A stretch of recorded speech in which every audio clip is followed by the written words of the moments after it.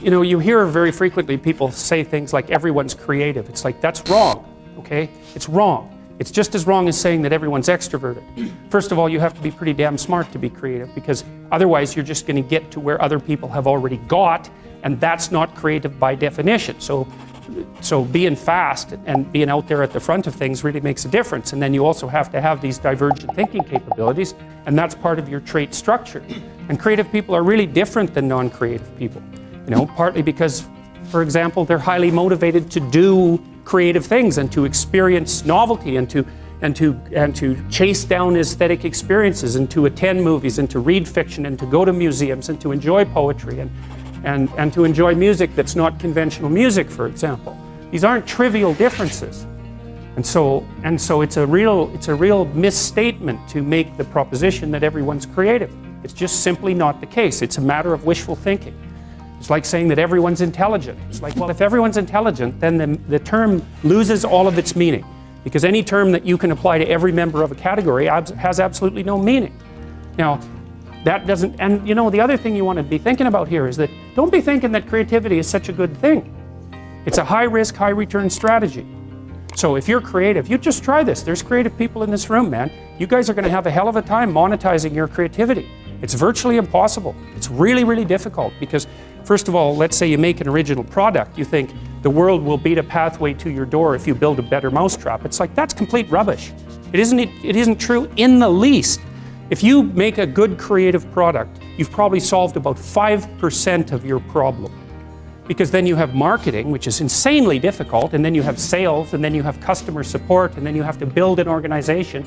And you have to, if it's really novel, you have to tell people what the hell the thing is. We built this future authoring program, right? And it's available for people online. So how do you market that?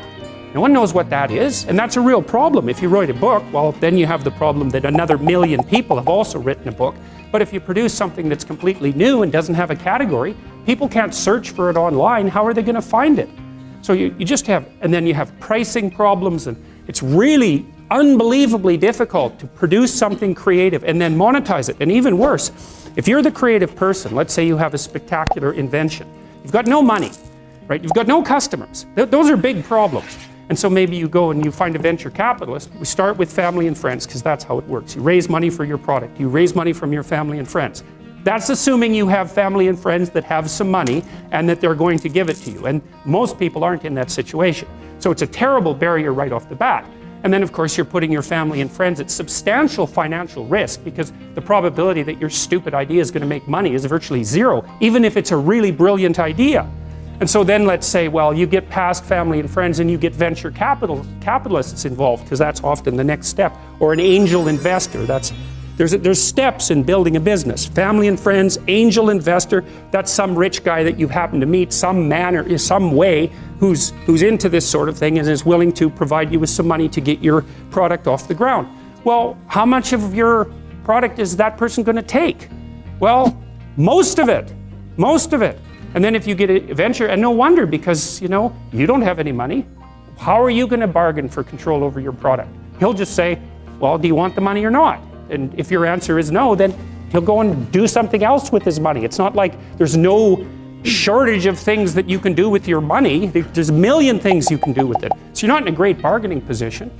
And then if you get venture capitalists involved, they'll take another big chunk, and maybe if they're not very straight with you, they'll just throw you out. Because maybe by that point in the company's development, you're nothing but a pain in the neck, because what do you know about marketing and sales and customer service and building an organization and running a business? Like, you don't have a clue, so why do they need you? So even if you're successful at generating a new idea and you put it into a business, the probability that you, as the originator of the idea, are going to make some money from it is very, very low. So don't be thinking that creativity is something you would want to curse yourself with. And whenever I talk to people who are creative, and you guys should listen to this, because I know what I'm talking about. If you happen to be creative, if you're a songwriter or another kind of musician or an artist or any of the other number of things that you might be, find a way to make money and then practice your craft on the side, because you'll starve to death otherwise. Now, for some of you that won't be true, but it's a tiny minority. Your best bet is to find a job that will keep body and soul together and parse off some time that you can pursue your creative thing, because then, well, as a long-term strategy, medium to long-term strategy, it's a better one. But it's got incredibly difficult for people, musicians for example, it's incredibly difficult for new musicians to monetize their craft, even if they're really, really good at it.